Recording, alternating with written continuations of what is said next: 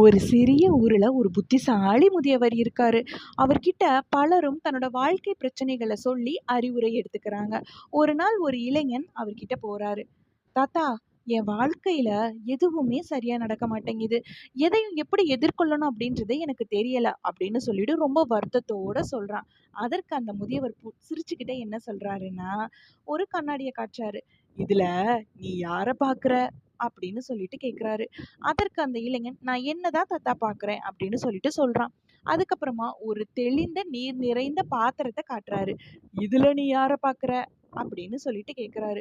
"இதுலயும் என்னதான் தாத்தா பார்க்குறேன். ஆனா நான் கொஞ்சம் தெளிவா பார்க்குறேன் இதுல" அப்படின்னு சொல்லிட்டு அந்த இளைஞர் சொல்றாரு. அதற்கு அந்த தாத்தா என்ன சொல்றாருன்னா, "2லயுமே நீ ஒன்ன தான் பார்த்த. ஆனா முதல்ல கண்ணாடியில நீ உன்ன மேலோட்டமா பார்த்த. ஆனா 2வது நீர்ல உன்ன நீ தெளிவா உள்வாங்கி பார்த்த. அந்த மாதிரி தான். நீ எப்பவுமே ஒரு வாழ்க்கையில ஜெயிக்கணும் அப்படின்னா, வெளியில இருக்க விஷயத்த மட்டும் பார்த்தா பத்தாது.